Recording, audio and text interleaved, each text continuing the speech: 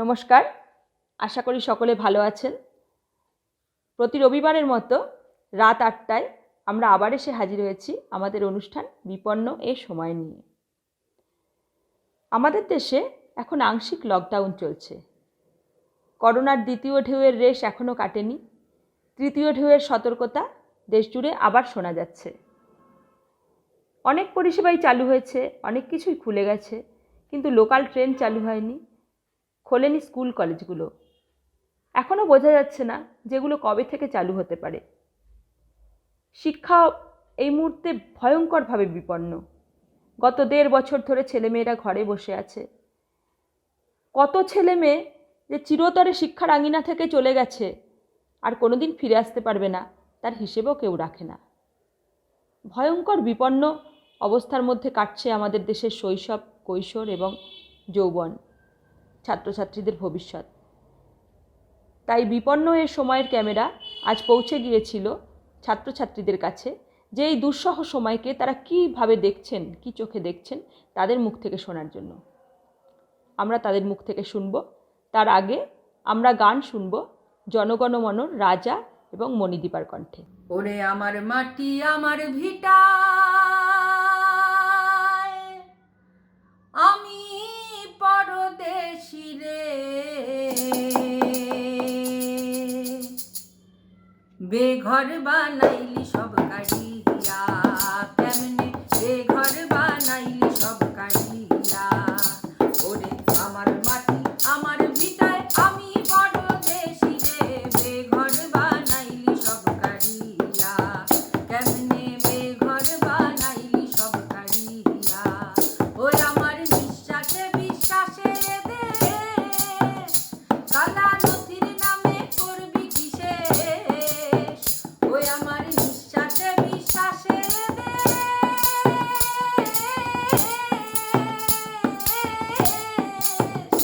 আমার নিঃশ্বাসে বিশ্বাসে দে, কালা নথির নামে করবি কিসে।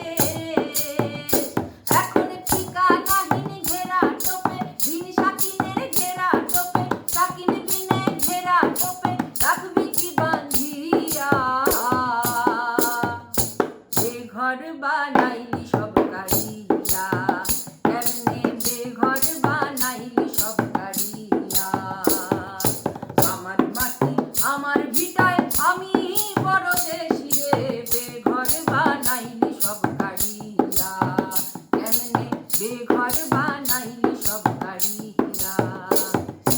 স্বাধীনতা গণতন্ত্রের তোমরা ধ্বজাধারী, আরে স্বাধীনতা গণতন্ত্রের তোমরা ধ্বজাধারী, বলো স্বজন মাটি ভিটা ছাইরা কেমনে যাইতে পারি, বলো কেমনে যাইতে পারি।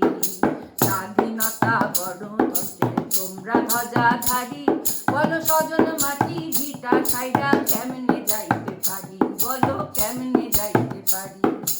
আমাদেরই ভোটের জোরে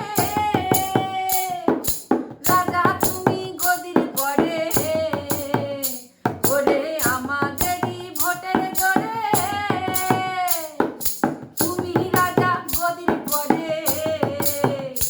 এখন অহন তোর ঠগাইছ গদ্দি পাইয়া, তোর ঠগাইছ গদ্দি পাইয়া, তোর ঠয়ামছে বুদ্ধি পাইয়া, ওই দেশি বানাইয়া। বেঘর বানাইলি সব কাড়িয়া, কেমনে বেঘর বানাইলি সব কাড়িয়া।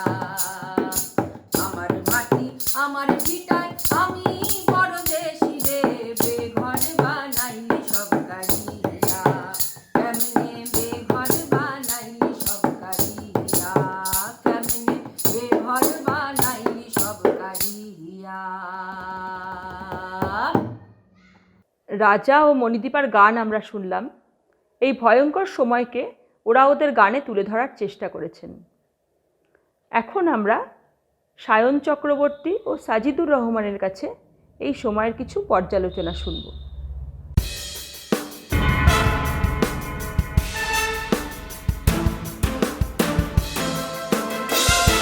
লকডাউনে সমস্ত ধরনের শিক্ষা প্রতিষ্ঠান এটা বন্ধ থাকার একটা ইম্প্যাক্ট তো আছেই যে আমাদের দেশের বেশিরভাগ ছাত্রছাত্রী তারা শিক্ষা প্রতিষ্ঠানগুলো তার মাধ্যমেই যেহেতু শিক্ষাকে মানে শিক্ষার কাছে পৌঁছানোর সুযোগ পায়, সেখানে এই শিক্ষা প্রতিষ্ঠানগুলো না যাওয়া এটা আসলে তার বাড়ির ইনফ্রাস্ট্রাকচার ইত্যাদি ইত্যাদি এটা এরকম নয় যে সে সহজেই সেখান থেকে পড়াশোনার সুযোগটা চালিয়ে যেতে পারে। তো এইসব জন্যই এখানে কিন্তু প্রথম কথা হচ্ছে এখানে একটা বৈষম্য তৈরি হচ্ছে এবং একটা বড় অংশের ছাত্রছাত্রী যারা অর্থনৈতিকভাবে অসচ্ছল অংশ থেকে আসা তারা কিন্তু এখানে মানে শিক্ষার যে সুযোগ, শিক্ষার সাথে পরিচয়ের সুযোগ এবং শিক্ষার যে প্রাথমিক সুযোগ সেইখান থেকে বঞ্চিত হচ্ছে। এটা এক।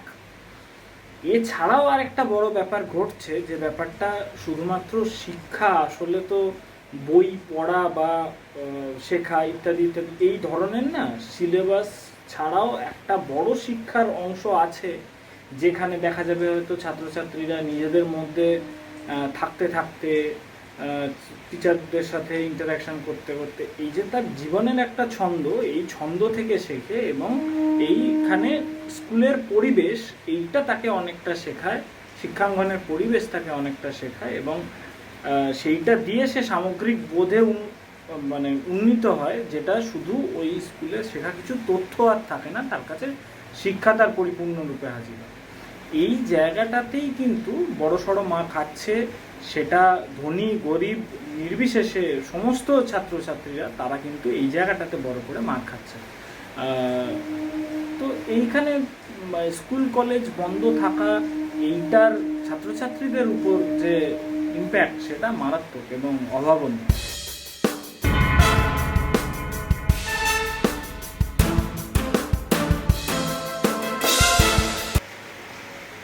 ইতিহাসের যে ধারায় ভারতের সমাজ এগিয়েছে তার যে মূল শক্তি, যার যে মূল কথা, সেই কথাটাকে আসলে এই এনআরসি এনপিআর সিএ এইটা নাকচ করে দেয়।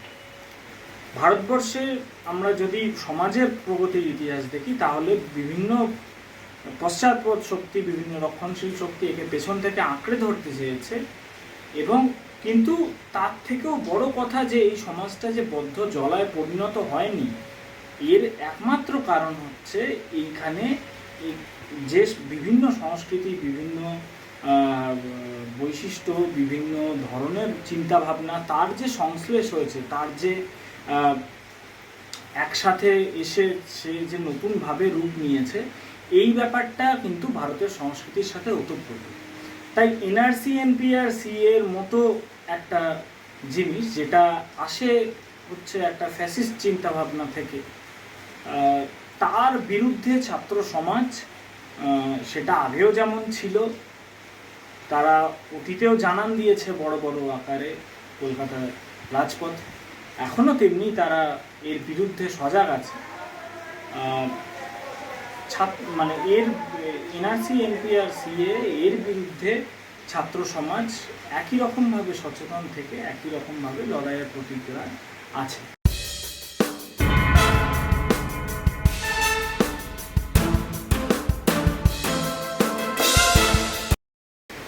কোভিডের আগে থেকেই যে ব্যবস্থায় আমরা থাকি সেই ব্যবস্থাতেই কিন্তু আমরা এগুলো দেখেছি যে সার্বিকভাবে ব্যক্তি আরও খণ্ড খণ্ড ব্যক্তিতে পরিণত হচ্ছে। এখানে সমাজের যে একটা একসাথে থাকার চাহিদা, ইচ্ছা, আকাঙ্ক্ষা এইগুলো থাকছে না, কোনো সামাজিক স্বপ্ন নেই এগোনোর পথে, কোনো একটা একসাথে মানুষের থাকার যে একটা স্বপ্ন, ইচ্ছা ইত্যাদি ইত্যাদি এইগুলো থাকছে না, তার সাথে সাথে হতাশা, অবসাদ এইগুলো বাড়ছে, এগুলো আমরা দেখেছি। এইটা কোভিড এসে যেমন সবার সামনে বেআব্রু করে দিয়েছে, তেমনি কোভিড কিন্তু এই পরিস্থিতি, এই বাস্তবতা কিন্তু এই ধরনের সমস্ত সংকটগুলো আরও গভীরতর করেছে, আরও মানে তা নগ্নভাবে আমাদের সামনে বেরিয়ে এসেছে। শাসক শ্রেণী তারা সব জিনিসেরই সুযোগ নেয়, তারাও এটার সুযোগ নিয়েছে, তারাও রাস্তা থেকে যেমন লোকজনকে আটকাচ্ছে, তেমনি তারাও এটাকে তৈরি করে একটা প্যানিক, একটা ভয়ের পরিস্থিতি এটা তৈরি করার চেষ্টা করছে। সেটা তো তাদের ধর্ম অনুযায়ী তারা করছে, কিন্তু এখানে আন্দোলন বিমুখ করে তোলা বা আন্দোলন বিমুখ হয়ে পড়া, এইটা নির্ভর করে আসলে এই যে সামগ্রিকভাবে হতাশা, ক্ষোভ ইত্যাদি ইত্যাদি, এইটার বিরুদ্ধে আমরা কোনো স্বপ্ন, আমরা কোনো এগিয়ে যাওয়ার কথা, আমরা কোনো সামনের দিকের কথা বলতে পারছি না। এইটা খুব জরুরি। তাহলেই আমরা এই কোভিডকে ব্যবহার করে যে ভয়, প্যানিক ইত্যাদি ইত্যাদি তৈরি হচ্ছে, এইটাকে পেরিয়ে যেতে পারবো এবং আমরা আন্দোলনের জন্য, আরও বৃহত্তর আন্দোলনের জন্য এগিয়ে যেতে পারবো, যেটা আমাদের দরকার এখন। এই ফ্যাসিস্ট সরকার এবং এই ফ্যাসিস্ট দল, তারা আরএসএসের সাথে যৌথভাবে যে আক্রমণ আমাদের সামাজিক পরিসরে, ব্যক্তিগত পরিসরে, সব পরিসরে নামিয়ে আনছে, এর বিরুদ্ধে আওয়াজ তোলার জন্য কিন্তু আমাদের আন্দোলনকে জোরদার করতে হবে এবং এটা করার জন্য কিন্তু আমাদের ওই দিকেই মনোযোগ দিতে হবে। কোভিড দ্বারা মানুষের জীবন যতটা বিপর্যস্ত হয়েছে, তার থেকে কোনো অংশে কম ক্ষতি করেনি শিক্ষাক্ষেত্রে গৃহীত সরকারের সিদ্ধান্ত। দীর্ঘকাল ধরে শিক্ষা প্রতিষ্ঠান বন্ধ থাকার কারণে শিক্ষার্থীরা ব্যাপকভাবে পিছিয়ে পড়েছে, শিক্ষার মান অনেকটা কমিয়ে গিয়েছে। সাথে প্রান্তিক জেলার পড়ুয়ারা বিশেষভাবে পিছিয়ে পড়েছে। অনলাইন শিক্ষা ব্যবস্থার সুযোগ থেকে তারা পিছিয়ে পড়েছে নেটওয়ার্ক সমস্যা, আর্থিক সমস্যার কারণে। এমনকি পিছিয়ে পড়েছে জেলার মেধাবী ছাত্রদের শিক্ষা। সাথে আমরা জানি ধ্বংস হয়েছে অনলাইন পঠন পাঠনের দ্বারা শিক্ষা জগৎ। আমরা জানি এই সময় মিটিং মিছিল সব কিছু চলছে, ধর্মীয় জমায়েত সব কিছু চলছে, তারপরেও যেখানে দেশের ভবিষ্যৎ গড়ার কারখানা, স্কুল, কলেজ, বিশ্ববিদ্যালয়, আজকে সেগুলো বন্ধ কেন? আমরা চাই, আমাদের দাবি, সমস্ত ছাত্রছাত্রীকে ভ্যাকসিন দিয়ে 50% ছাত্রদেরকে নিয়ে শিক্ষা প্রতিষ্ঠান খুলে দেওয়া হোক। দেশ জুড়ে ঘটে চলা বিভিন্ন প্রতিবাদের মিছিলে যে ছাত্রছাত্রীদের আমরা দেখি দৃপ্ত প্রতিবাদী ভূমিকা রাখতে, যাদের আমরা বারবার দেখি আমফান, ইয়াসের মতো প্রাকৃতিক বিপর্যয়ে মানুষের পাশে ঝাঁপিয়ে পড়তে, সারা বছর ধরে দেখি ছোট ছোট ছেলে মেয়েদের শিক্ষার জন্য যাদের পরিশ্রম করতে, সেই ছাত্রছাত্রীদের তরফ থেকে এখন শিল্পক মুখার্জি আমাদের সামনে কিছু বলবে। সে বলবে সে কী চোখে এই সময়কে দেখছে।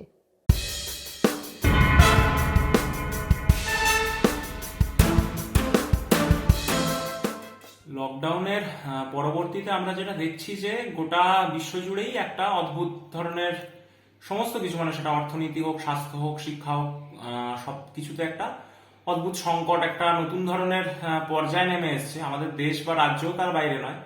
রাজ্যে এবং দেশের ক্ষেত্রে যে অসংখ্য শিক্ষা প্রতিষ্ঠানগুলো ছিল, সেগুলো কার্যত একটা বন্ধ অবস্থায় রয়েছে এবং সরকারের দিক থেকে, রাজ্য সরকারগুলো হোক বা কেন্দ্র সরকার, পরীক্ষা নেওয়া হোক বা আবার আগের মতো করে পঠন পাঠনে ফিরে যাওয়া হোক, এই গোটাটাই দেখতে পাচ্ছি না।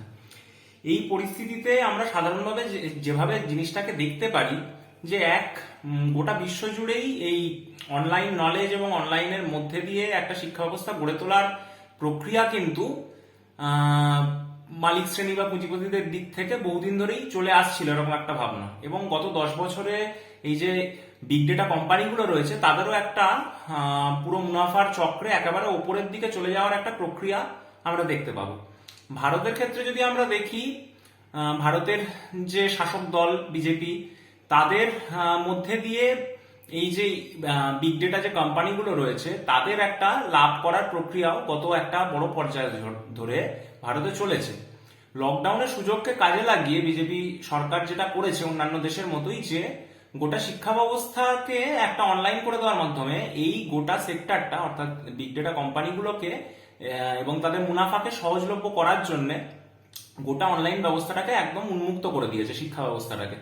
ফলে সেখান থেকে যদি আমরা ধরা যাক যে আগামী বছর বা তার পরের বছর হয়তো করোনার পর নর্মালসি একটা ফিরে এলো, বিভিন্ন ওয়েভগুলো মিটে, তার ভ্যাকসিনেশনের ব্যবহার না ব্যবহার সবটা মিলিয়ে হয়তো ফিরে এলো, কিন্তু তারপরেও যে চক্রে বিগ ডেটা কোম্পানিগুলো ঢুকেছে এবং শিক্ষাক্ষেত্রের এক ধরনের আমরা শোষণ বঞ্চনা জানি, সেটা সবকিছু প্রাইভেটাইজ করে দেওয়া হতে পারে, সেটার একটা ধরন ছিল। তার সাথে সাথে সেই প্রাইভেটাইজেশনের সাথে সাথে গোটা জ্ঞান চর্চার পরিসরটাকে, জ্ঞান চর্চার পদ্ধতিটাকেও এমনকি একটা প্রাইভেটাইজড এবং অনলাইন মিডিয়ামে করে দেওয়ার একটা নতুন ধরনের চক্রান্ত এবং বৈশিষ্ট্যকে আমরা দেখতে পাচ্ছি। ফলে সার্বিকভাবে আজকের সময় ছাত্রছাত্রীদের এই সমস্যাটা ক্রমবর্ধমান, যেটা থেকে যদি না বড়সড় কোনো আন্দোলন ওই অর্থে ফেটে পড়ে না পড়ে, তাহলে কিন্তু এই পরিস্থিতির উত্তরণ হওয়া সম্ভব নয়। এবং এর ফলশ্রুতিতে বহু সংখ্যক ছাত্রছাত্রীকে আমরা দেখছি যে যেখানে গ্রামে নেট পৌঁছয় না বা গ্রামে ইন্টারনেট ফেসিলিটি ঠিকভাবে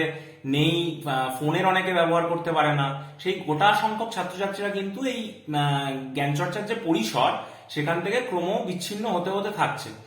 এবং এটার সাথে জুড়ে রয়েছে যে আমাদের আরেকটি প্রশ্ন, যে বিজেপি সরকার যে হঠাৎ করে এটা করলো তা নয়। বিজেপির যদি ধারাবাহিক শিক্ষা নিয়ে পলিসিগুলো দেখা যায়, তাহলে আমরা দেখতে পাবো যে এই জিনিসটা অর্থাৎ অনলাইন এডুকেশনের উপর একটা বাড়তি গুরুত্ব আরোপ কিন্তু বিজেপি সরকার গত 3-4 বছর ধরে করে আসছে। তাদের টেক ভিশন 2035 বলে একটা পলিসি, তারা স্পষ্ট লিখেছে যে অনলাইন শিক্ষা কতটা দরকার, এমনকি টিচারদের যে ট্রেনিং সেটাও অনলাইনে করার কথা তারা বলেছে।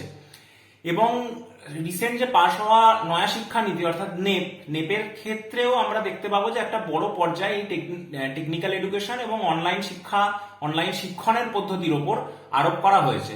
ফলে বিজেপি সরকারের সামগ্রিক পরিকল্পনাতে এই বিষয়টি তার মতো করে একরকম ভাবে ছিল, যেটা এই লকডাউন পরিস্থিতিকে তারা কাজে লাগিয়ে একরকম ভাবে গোটা দেশ জুড়ে সেটাকেই একটা নর্মাল প্রক্রিয়া হিসেবে জ্ঞান চর্চার ক্ষেত্রে তুলে আনার একটা সুচারু পরিকল্পনা করেছে। এবং এই পরিপ্রেক্ষিতে যেটা আমাদের আগেও আলোচনায় আসছে বা বলার মধ্যে থাকছে, যে বিপুল সংখ্যক ছাত্রছাত্রীরা এই গোটাটা থেকে বিচ্ছিন্ন হতে হতে যাচ্ছে। এর ফলশ্রুতিতে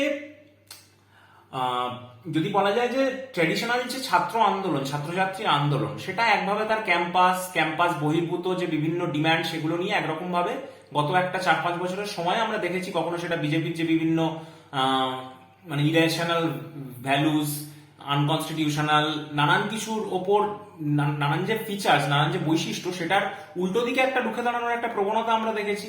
এবং ক্রমাগত ক্যাম্পাস স্পেসগুলোতে নিজেদের লোক ঢুকিয়ে দেওয়ার পরিপ্রেক্ষিতে ছাত্রছাত্রীরা আন্দোলন করেছে, কখনো জেএনইউতে করেছে, এইচসিইউতে করেছে, জামিয়াতে করেছে। কিন্তু এই মুহূর্তে দাঁড়িয়ে ছাত্রছাত্রীদের যে ক্যাম্পাসের জীবন, এবং যদি আমাদের যেটা বলছিলাম যে নর্মালসি ফিরে আসার পরেও ছাত্রছাত্রীদের ক্যাম্পাস জীবন আগের মতো হবে কিনা, এই গোটাটা কিন্তু প্রশ্নের মুখে পড়ে গেছে। ফলে এই মুহূর্তে দাঁড়িয়ে ছাত্রছাত্রী আন্দোলনের কর্মীদের কাছে এটি অত্যন্ত গুরুত্বপূর্ণ বিষয় যে অনলাইন শিক্ষার উল্টো দিকে যেমন আশু আওয়াজ তোলা প্রয়োজন, যে আবার শিক্ষা প্রতিষ্ঠানগুলোকে, স্কুল কলেজগুলোকে, বিশ্ববিদ্যালয়গুলোকে এবং যে রিসার্চ ইনস্টিটিউটগুলোকে রয়েছে সেগুলোকে আবার আগের মতো অবস্থায় ফিরিয়ে আনা। তার জন্য শুধুমাত্র ছাত্রছাত্রী আন্দোলন আমাদের মনে হয় না যথেষ্ট, ছাত্রছাত্রীদের মতামত শুধু যথেষ্ট নয়, তার পাশাপাশি তাদের অভিভাবকদের এটা নিয়ে একটা গভীর সংকট তৈরি হচ্ছে, একটা মনস্তাত্ত্বিক সংকট তৈরি হচ্ছে অভিভাবকদের। ফলে তাদেরকে সামিল করা এবং শিক্ষক সমাজের, শিক্ষক শিক্ষিকাদের, অধ্যাপক অধ্যাপিকাদের একটা অংশকেও এই গোটাটার মধ্যে সামিল করা, যার মধ্যে বহু সংখ্যক মানুষরা রয়েছেন যারা ইতিমধ্যেই অনলাইন শিক্ষার উল্টো দিকে আওয়াজ তুলেছেন। আমরা যদি পশ্চিমবঙ্গের প্রেক্ষিতে দেখতে যাই, যে পশ্চিমবঙ্গের বিভিন্ন জেলায় কিন্তু অল্প বিস্তর হলেও এই অনলাইন শিক্ষার বিরুদ্ধে, বিশেষত গ্রামাঞ্চলগুলোতে এটা আরো বিশেষভাবে দেখা যায়, গ্রামাঞ্চল বা একটু পিছিয়ে থাকা এলাকায় যেখানে অনলাইন শিক্ষা একেবারে পরিসরটুকুই নেই এবং বাস্তব শিক্ষাটাও ক্লাসে যে শিক্ষা হতো সেটাও পুরোপুরিভাবে বন্ধ, সেখানে একমাত্র পড়াশোনাটা হচ্ছে বা একটা পড়াশোনার সাথে যোগাযোগ থাকছে কেবলমাত্র মিড ডে মিলের দিন, যেখানে টিচাররা এসে বাচ্চাদের গার্জিয়ানদের হাতে কোনো একটা প্রশ্নপত্র তুলে দিচ্ছে, পরের মিড ডে মিলের দিন আবার গিয়ে তার উত্তরপত্র নিচ্ছে। এটা বাদ দিয়ে কিন্তু কোনো রেগুলার প্রসেস ছাত্রছাত্রীরা স্কুলে হোক বা অনলাইন শিক্ষার মধ্যে দিয়েও হোক এই গোটাটা থেকে বিচ্ছিন্ন হয়ে থাকছে। ফলে বিভিন্ন জায়গায় আমরা দেখতে পাচ্ছি যে অল্প বিস্তর হলেও কিছু টুকরো টাকরা উদাহরণ, বাঁকুড়ার ক্ষেত্রে, মালদার ক্ষেত্রে এরকম টুকরো টাকরা উদাহরণ আমাদের চোখের সামনে এসছে, যেখানে গ্রামীণ ছাত্রছাত্রীরা একরকম ভাবে এটার বিরুদ্ধে রুখে দাঁড়াচ্ছে। এবং আমাদের বোঝাপড়ায় যে এইটার একটা বাস্তবতা সমাজ জুড়ে তৈরি হয়েছে, যে ছাত্রছাত্রীরা, অভিভাবকরা এবং শিক্ষার সাথে সংযুক্ত মানুষরা, শিক্ষা নিয়ে চিন্তিত মানুষরা, যে মানুষরা মনে করেন যে শিক্ষা একটা মৌলিক অধিকার যেটা পণ্যায়ন হওয়া উচিত নয়, তারা গোটাটা নিয়ে যে বিপুল অব্যবস্থা তৈরি হয়েছে তার উল্টো দিকে মানসিকভাবে হয়তো সবাই রাস্তায় নেমে পড়েননি, কিন্তু মানসিকভাবে একটা ক্রোধ, একটা ক্ষোভের জন্ম হয়েছে এবং সেখান থেকে একটা উত্তরণের পথও সবাই খুঁজছেন। ফলে আগামীর 1-2 বছর যদি স্কুল কলেজ সত্যিই খোলা না হয়, তাহলে এই সমস্ত অংশের মানুষজন আসলে রাস্তার লড়াইকে কিভাবে নিয়ে যাচ্ছেন এবং অনলাইন ডিসকোর্সের উল্টো দিকে দাঁড়িয়ে আগের সিস্টেম ফিরিয়ে আনা দরকার, এই বিষয়ের ওপর কিভাবে গুরুত্ব আরোপ করে একটা লড়াই করে তুলছেন, এটার উপর নির্ভর করে রয়েছে কিন্তু ছাত্রছাত্রী আন্দোলনের অন্যতম গুরুত্বপূর্ণ একটা দিক। ফলে সেই প্রেক্ষিতে ছাত্রছাত্রী সংগঠনগুলোরও গুরুত্বপূর্ণ একটা দায়িত্ব বর্তায় যে আজকের সময় এই স্কুল কলেজ খোলা এবং স্কুল কলেজের ছাত্রছাত্রীদের তো খুললেই শুধু হবে না, গোটা ভ্যাকসিন নিয়ে সরকার পুরোপুরি নীরব। 18 বছরের নিচে ছেলে মেয়েদের ভ্যাকসিন দেওয়া হবে কি হবে না, তার কি প্রসিডিওর হবে, এটা নিয়ে সরকারের জাস্ট কোনো বক্তব্য নেই। ফলে স্কুল খোলার সাথে সাথে বা কলেজ খোলার সাথে সাথেই তাদের যাতে 18 বছরের নিচের ভ্যাকসিনটা সবাই বিনামূল্যে ভ্যাকসিন পেতে পারে, সেটা সুনিশ্চিত করার দায়িত্বও কিন্তু সরকারের। না হলে শুধুমাত্র স্কুল খুলে দিলাম এবং সবকিছু প্রোটেকশন ছাড়া, সেটাও কিন্তু কোনো সলিউশন হতে পারে না এখন এই অতিমারির সময় দাঁড়িয়ে। ফলে এই দুটো দিক থেকে একটা সরকারের স্বাস্থ্য বিষয়ক রেসপন্সিবিলিটি নেওয়া এবং 2 হচ্ছে যে স্কুল কলেজ খোলার জন্য একটা পাল্টা আন্দোলন গড়ে তোলা ছাত্র সমাজ, শিক্ষক সমাজ, অভিভাবকদের দিক থেকে, এই দুটো কিন্তু আশু প্রয়োজনীয়তার জায়গায় এসে দাঁড়িয়েছে।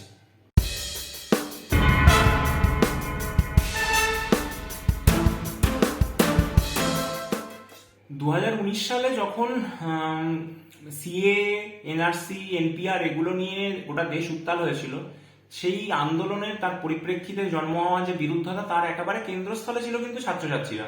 প্রথমে জেএনইউ, তারপর জামিয়া হয়ে শুরু করে আমাদের রাজ্যেও সেই আন্দোলনের ঝড় একরকম ভাবে এসে পৌঁছেছিল। 2-3 মাস এই আন্দোলন যখন চলছিল, শুধুমাত্র ছাত্রছাত্রীরা তাদের ক্যাম্পাসে নয়, রাস্তায় নেমে আন্দোলন করা, রাস্তায় নেমে বিক্ষোভ করা, মার খাওয়া, সমস্ত ধরনের পুলিশি কেস সহ্য করা, পুলিশি অত্যাচার সহ্য করা এবং আরএসএস এর গুন্ডা বাহিনীর অত্যাচার সহ্য করা, এই গোটা দেশ জুড়ে করতে করতে গেছে। শুধু যে তাদের নিজেদের মানে নিজেরা সংঘবদ্ধ হয়ে রাস্তায় নেমেছে এটাই নয়, বিভিন্ন যে সামাজিক আন্দোলনের প্রেক্ষিতগুলো তৈরি হচ্ছিল, সেটা কোথাও শাহিনবাগে হতে পারে, আমাদের যে বাক্সার কাছে হতে পারে, অন্য কোনো একটা জায়গায় হতে পারে, সেখানেও ছাত্রছাত্রীরা কিন্তু স্বতঃস্ফূর্তভাবে চলে যাচ্ছিল।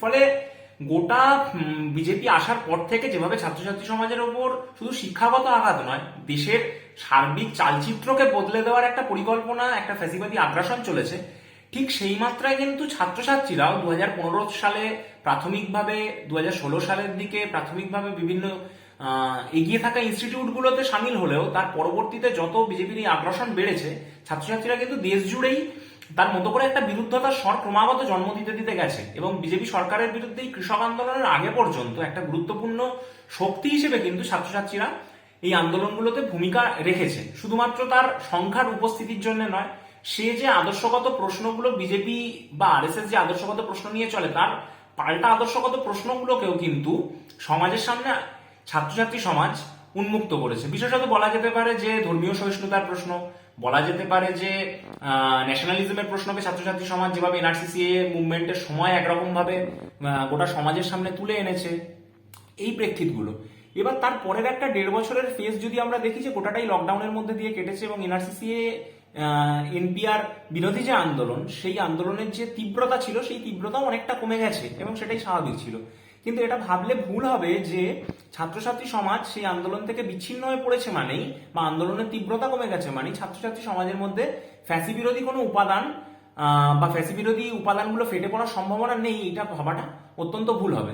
ফলে সেই প্রেক্ষিতে বলা যেতে পারে যে আগামী দিনে আগামীর যা কর্মসূচি বা আগামীর যা লড়াই, সেটা আমাদেরও বিভিন্ন সময় বিভিন্ন আন্দোলন বা ফ্যাসি বিরোধী বিভিন্ন কর্মসূচি করতে গিয়ে মনে হয়েছে সার্বিকভাবে, কিন্তু অন্তত পশ্চিমবঙ্গের ক্ষেত্রে তো বটেই, বাকি রাজ্যগুলোর ক্ষেত্রেও বিভিন্ন ধরনের চিত্র পাওয়া যাবে, কিন্তু সার্বিকভাবে ছাত্রছাত্রী সমাজের বিজেপি এবং আরএসএস নিয়ে একটা মারাত্মক ভীতি বলি, মারাত্মক ঘৃণা বলি, সবটা মিলেমিশে রয়েছে। এবং ফলে আরএসএস এর যে কোনো মুভ বা বিজেপির যে কোনো মুভের উল্টো দিকে কিন্তু স্বতঃস্ফূর্তভাবে ছাত্রছাত্রীরা বিভিন্ন সময় রুখে দাঁড়াচ্ছে এবং দাঁড়াবেও আগামীতে। ফলে আগামীর যদি এনআরসিসিএ, এনপিআর বিরোধী আন্দোলন হয় বা বিজেপির সার্বিকভাবে ফ্যাসিবাদ বিরোধী কোনো আন্দোলন হয়, তাতে কিন্তু একটা গুরুত্বপূর্ণ শক্তি হিসেবে ছাত্রছাত্রীরা থাকছে। পাশাপাশি অন্য একটি বিষয়ে উল্লেখ্য যে বিজেপির আমলে যেভাবে বেকারত্ব বেড়েছে, স্কুল ছুটের সংখ্যা বেড়েছে অনলাইন শিক্ষার ফলে, এবং যতটা পরিমাণে ছাত্রছাত্রীদের জীবনের অনিশ্চয়তা বেড়েছে, যে অনিশ্চয়তাটা আগে থেকেই হয়তো ছিল কিন্তু বিজেপির আমলে সেটা প্রায় 2 গুণ, 3 গুণ, 4 গুণ হারে বেড়ে গেছে। ফলে শুধুমাত্র বিজেপির যে বিভিন্ন মানে আরএসএস রিলেটেড যে কর্মসূচিগুলো, যে এডুকেশনাল ইনস্টিটিউটগুলোতে বৈদিকীকরণ বা তার আনডেমোক্রেসির নানান পয়েন্ট, সেটার সাথে জুড়ে এই আনএমপ্লয়মেন্টের প্রশ্নটা, বেকারিত্বের প্রশ্নটা এবং ছাত্রছাত্রী সমাজের যে সংকটের প্রশ্নটা, চাকরি পাওয়া না পাওয়ার যে নিশ্চয়তা, এই প্রশ্নটিও কিন্তু ছাত্রছাত্রীদের মধ্যে তলায় তলায় একরকম ভাবে কাজ করছে। ফলে আগামীর লড়াই কেবলমাত্র এনআরসি, সিএ বা এনপিআর বিরোধী আন্দোলনের ক্ষেত্রে নয়, বা শুধুমাত্র আরএসএস এর বৈদিকীকরণের এজেন্ডার বিরুদ্ধে নয়, বা আরএসএস এর সামগ্রিক যে ভারত নিয়ে, ভারতকে একটি হিন্দু রাষ্ট্র গড়ে তোলার পরিকল্পনা, তার বিরুদ্ধে যে ছাত্রছাত্রীরা রুখে দাঁড়াতে পারে তা নয়, তাদের নিজেদের জীবনের যে অনিশ্চয়তা বিজেপি এবং ভারতের যে পুঁজিবাদী তাদের হাত ধরে তৈরি হচ্ছে, সেটার পরিপ্রেক্ষিতে রুখে দাঁড়ানোর কিন্তু বস্তুগত সম্ভাবনা যথেষ্টই উপস্থিত হয়েছে। অবশ্যই সেটা ফেটে ফুটে এক্ষুনি সমাজে বিস্ফোরিত হয়নি, কিন্তু তার কিছু কিছু ছোট ছোট উপাদান সমাজের তলায় তলায় কাজ করলে, সমাজের ছাত্রছাত্রী সমাজের বিভিন্ন অংশের মধ্যে তার কথাবার্তা শুনলে বা তার দৈনন্দিন জীবনের অভিজ্ঞতায়, তার বিরুদ্ধতার বোধে কিন্তু এই চেতনাগুলোকে আমরা একরকম ভাবে খুঁজে পাচ্ছি। ফলে আগামীর ফ্যাসি বিরোধী লড়াইয়ে এই দুটি অক্ষই একই সাথে উপস্থিত থাকছে, একটা আরএসএস এর বৈদিকীকরণের অক্ষ, আর একটি সামগ্রিকভাবে পুঁজির চাকরি খেয়ে নেওয়া বা সামগ্রিকভাবে সবকিছুর পণ্যায়ন বা বেসরকারীকরণের যে নীতি, তার বিরুদ্ধে ছাত্রছাত্রীদের রুখে দাঁড়ানোর লক্ষ্য। চারপাশের রঙিন জগতের ঝলকানি যাদের চোখ ধাঁধিয়ে দিতে পারেনি কোনোদিন, যৌবন প্রৌঢ়ত্ব জুড়ে মানুষের মিছিলে হেঁটে আজও যারা অক্লান্ত, তাদেরই একজন স্বপনশীল। আজ তার মুখ থেকে আমরা শুনব এই ভয়ঙ্কর সময়কে কি চোখে তিনি দেখছেন। আচ্ছা,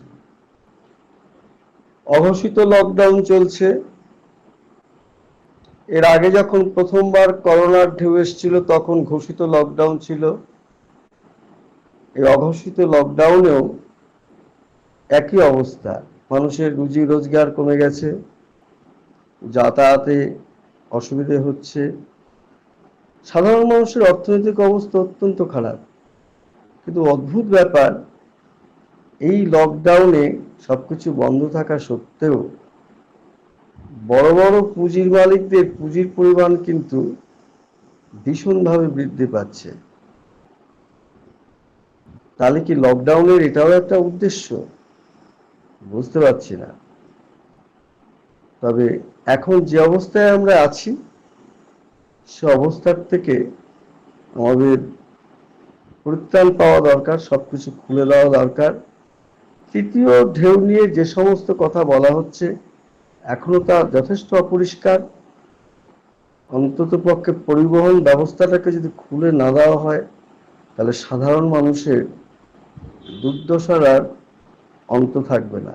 ইতিমধ্যেই সাধারণ মানুষের দৈনন্দিন জীবনযাত্রা, অর্থনৈতিক অবস্থা অত্যন্ত খারাপ দিকে চলে গেছে।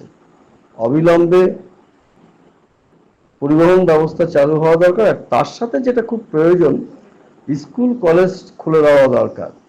ছাত্রছাত্রীদের পড়াশুনোর ব্যবস্থাটা একেবারেই তলানিতে চলে গেছে। আগামী দিনে এই যে ক্ষতিটা হলো, এই ক্ষতিটা কিভাবে পূরণ হবে, সত্যি কথা বলতে কি আমরাও ভাবতে পারছি না।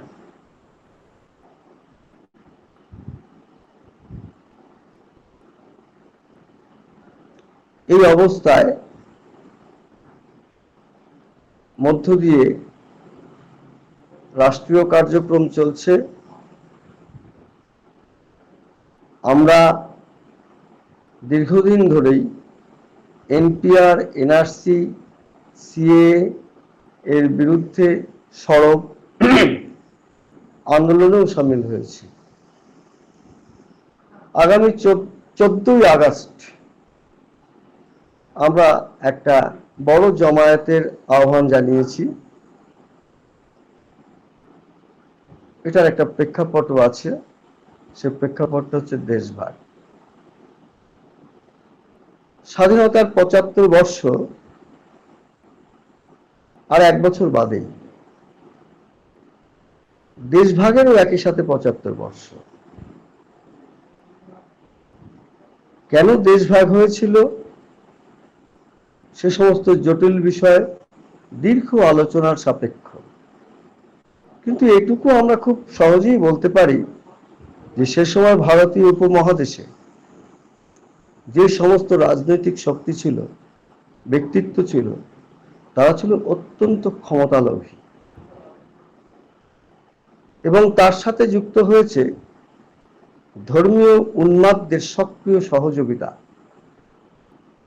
আর এই দুইয়ে মিলে খুব প্রকাশ্যেই বোঝা যায় দেশভাগ।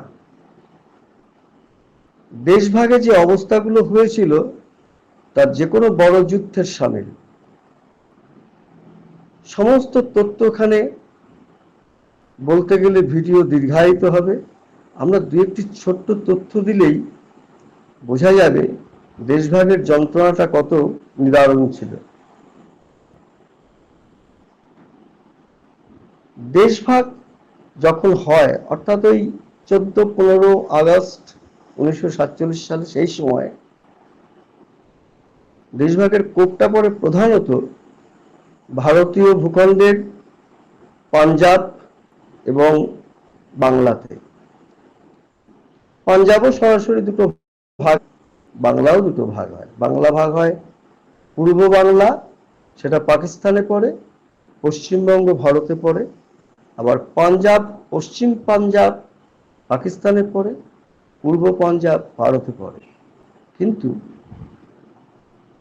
শরণার্থীদের যে স্রোত, সেটা একটা অদ্ভুত ব্যাপার ছিল। ভারতীয় পাঞ্জাব থেকে পাকিস্তানের পাঞ্জাবে যেসব শরণার্থীরা গেছেন তারা সব মুসলিম। আবার পাকিস্তানের পাঞ্জাব থেকে ভারতীয় পাঞ্জাবে যারা এসেছেন তারা সব হিন্দু। সেই সময় কত এভাবে শরণার্থী গেছেন তার সংখ্যা বলার চাইতেও যেটা খুব জরুরি বলা, সেটা হচ্ছে ভারত থেকে যারা গেছেন তাদের মধ্যে 13 লক্ষ সরকারি হিসেব অনুযায়ী, এবং পাকিস্তান থেকে যারা ভারতে এসেছেন তাদের মধ্যে 8 লক্ষ, অর্থাৎ এই 21 লক্ষ মানুষের, হিন্দু মুসলমান মানুষের কোনো হিসেব পাওয়া যায়নি। খুব সহজেই অনুমেয় এরা দাঙ্গার শিকার। ঠিক একইভাবে এই বাংলাতেও হয়েছে। আমরা প্রায়শই বলি পূর্ব বাংলা থেকে মানুষ উৎখাত হয়ে এখানে এসছে, কিন্তু এখান থেকেও মানুষ উৎখাত হয়ে পূর্ব বাংলায় গেছে। 1946 থেকে 1951 পর্যন্ত এই সময় পর্বে অধুনা বাংলাদেশ, পূর্ব বাংলা থেকে প্রায় 50 থেকে 60 লক্ষ হিন্দু বাঙালি তারা পশ্চিমবঙ্গে এসেছেন। এবং একই সাথে এটাও সত্য, এখান থেকে প্রায় 20 লক্ষ মুসলিম বাঙালি বাংলাদেশে গিয়েছে। এই যে আসা যাওয়ার পর্বটা, এটা কিন্তু 64 পর্যন্ত উভয় দিকেই হয়েছে। 71 সালের যুদ্ধে পরিপ্রেক্ষিতে বাংলাদেশ থেকে অনেক মানুষ এখানে এসেছেন, প্রায় 72 লক্ষর উপরে সরকারি হিসেবে। এর মধ্যে শতকরা 80% ছিল হিন্দু বাঙালি এবং 20% ছিলেন মুসলিম বাঙালি। যুদ্ধ শেষে সব ফিরে যায়, কিন্তু প্রায় 15 লক্ষর কাছাকাছি হিন্দু বাঙালি দেশে থেকে যায়। এছাড়াও দেশভাগের অনেক তথ্য আছে যা যন্ত্রণাদায়ক। এত যন্ত্রণাদায়ক দেশভাগ, সেটাকে প্রায় 75 বছর বাদে আবার নতুন করে উস্কানি দিচ্ছে এনপিআর, এনআরসি, সিএএ। ইতিমধ্যেই আমরা দেখেছি আসামে প্রায় 19 লক্ষ মানুষকে বেনাগরিক করে দেওয়া হয়েছে। তারা কেউ বাইরের থেকে আসা নয়, তারা সব এই ভারতীয় ভূখণ্ডের মানুষ। তাদেরকে বেনাগরিক করে দেওয়া হয়েছে। একটা বড় অংশ ইতিমধ্যে ডিটেনশন ক্যাম্পে ঢুকে গেছে, আর একটা অংশ ডিটেনশন ক্যাম্পে যাওয়ার অপেক্ষায় রয়েছে। এই অদ্ভুত অমানবিক পরিস্থিতি তৈরি করার জন্য বর্তমান শাসক দল, বিশেষ করে বিজেপি এবং তাদের দোসর আরএসএস অত্যন্ত সক্রিয় হয়ে উঠেছে। 2003 সালে যখন অটল বিহারী বাজপেয়ী ছিলেন, তখন তারা একটা নাগরিকত্ব সংশোধনী আইন আনেন। আবার 2019-এ একটা নাগরিকত্ব সংশোধনী আইন নিয়ে আসেন। এই আইনের বলে তারা এনআরসি করবে, আর তাতে কি অসুবিধা হবে? আমরা শুধু 2019-এর কথাটাই বলি। আফগানিস্তান, পাকিস্তান, বাংলাদেশ থেকে যেসব হিন্দু, পার্সি, খ্রিস্টান, জৈন, বৌদ্ধরা আসবেন তারা নাগরিকত্ব পাবেন, বলা নেই, কিন্তু এটা স্বতঃসিদ্ধ মুসলিমদের হবে না। কিন্তু এটাও সত্য, আফগানিস্তান, পাকিস্তান এবং বাংলাদেশ থেকে মুসলিমরা এখন ভারতে আসে না। আমরা লক্ষ্য করেছি নির্বাচনী প্রচারের সময় স্বরাষ্ট্রমন্ত্রী অমিত শাহ বাংলায়, এই পশ্চিমবঙ্গে খুব উগ্রতার সাথে বলে গেছেন যে ঘুষপেটিয়াদের তাড়াবো। কারা ঘুষপেটিয়া? বাংলাদেশ থেকে মুসলিমরা এখানে আসে না, তাদের অর্থনৈতিক অবস্থা অনেক ভালো। যারা এখানে আছেন বাংলাদেশ থেকে আসা হিন্দু বাঙালিরা, তাদের তাড়াবেন? এত সহজ? বস্তুতপক্ষে 2019-এর যে আইন এনেছেন আর 2003-এর যে আইন, আসলে এদেরকে নতমস্তকে স্বীকার করিয়ে নেওয়ার জন্য যে তোমরা বাংলাদেশ থেকে অনুপ্রবেশকারী হিসেবে এসছো, আমরা দয়া করে তোমাদেরকে নাগরিকত্ব দেব। উদ্দেশ্য আদৌ মহান নয়। আরএসএস এর একটা উদ্দেশ্য আছে, সেই উদ্দেশ্যটা হচ্ছে হিন্দু রাষ্ট্র তৈরি করা। হিন্দু রাষ্ট্র তৈরি করতে গেলে হিন্দুদের একটা ঐক্যের দরকার, অর্থাৎ হিন্দু রাষ্ট্রের পিছনে ঐক্যবদ্ধ হিন্দুদের সামিল হওয়া প্রয়োজন। সেটা ভারতবর্ষে নেই, এটা খুব ভালোভাবেই আরএসএস এবং বিজেপি বুঝেছে। সে কারণে তাদের মধ্যে উগ্র মুসলিম বিদ্বেষ তৈরি করে একটা ঐক্যবদ্ধ হওয়ার প্রচেষ্টা দীর্ঘদিন ধরে আরএসএস এর পক্ষ থেকে আমরা লক্ষ্য করছি। আসলে 2019-এর যে নাগরিকত্ব সংশোধনী আইন, এটা একটা উদ্দেশ্য। আমরা এর আগেও বলেছি যে সস্তা শ্রমিক সরবরাহ, এটা তো আছেই, কিন্তু এর সাথে আরএসএস এর উদ্দেশ্য এটাই যে ব্যাপক হিন্দু জনগণের মধ্যে মুসলিম বিদ্বেষকে আরো প্রাতিষ্ঠানিকভাবে তৈরি করা, এবং এই তৈরি করতে গিয়ে তারা একের পর এক এই সমস্ত আইন আনছেন। অর্থাৎ মুসলিম বিদ্বেষটাও 2019-এর যে সংশোধনী, নাগরিকত্ব সংশোধনী আইন, তার একটি বিশেষ বিষয়। এই দুটি বিষয়কে আমাদের মাথায় রাখতে হবে। আজ এক ভয়ঙ্কর সমস্যার মুখোমুখি আমরা দাঁড়িয়েছি। আসামের অভিজ্ঞতা দিয়ে আমরা বুঝতে পারছি যে আগামী দিনে যদি এই সমস্ত সংশোধনী, নাগরিকত্ব সংশোধনী আইনের উপর ভিত্তি করে নাগরিকপঞ্জি তৈরি হয়, তাহলে আসামের মতো শুধু 19 লক্ষ নয়, হয়তো 2-4 কোটি মানুষ বেনাগরিক হয়ে পড়বে। আমরা কি এটা চাইব? কারণ এখন কারোর পক্ষেই বার্থ সার্টিফিকেট দেখানো সম্ভব নয়, আসার প্রমাণপত্র দেওয়া সম্ভব নয়। অনেকের পক্ষে, অধিকাংশের পক্ষে, অনেক শুধু নয়, অধিকাংশের পক্ষেই তাদেরকে বেনাগরিক ঘোষণা করবে। হয় তাদের কাছে নতজানু হতে হবে, তা না হলে সস্তা শ্রমিকে পরিণত হতে হবে। আজকের এই অবস্থাতে আমাদেরকে ফেলতে চাইছে বর্তমান শাসক গোষ্ঠী।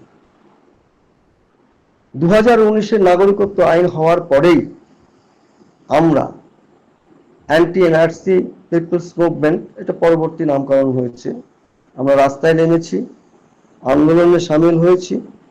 লকডাউন পূর্বে আমরা যদিও বেশি কিছু করতে পারিনি, কিন্তু আন্দোলনের স্পৃহা আমাদেরকে দমাতে পারেনি। আগামী 14ই আগস্ট রামলীলা ময়দানে অ্যান্টি এনআরসি পিপলস মুভমেন্ট এই ষড়যন্ত্রের বিরুদ্ধে, এই সিএ 2019, 2003, 1985, 1986-র বিরুদ্ধে, নাগরিক পঞ্জীকরণের বিরুদ্ধে, এনপিআর এর বিরুদ্ধে পথে নামার আহ্বান জানিয়েছি। 14ই আগস্ট রামলীলা ময়দানে বেলা 12টায় আমরাও থাকব, আপনারাও আসুন। এই অবস্থার পরিবর্তন করুন। হিন্দু মুসলিমের মধ্যে যে বিভেদ,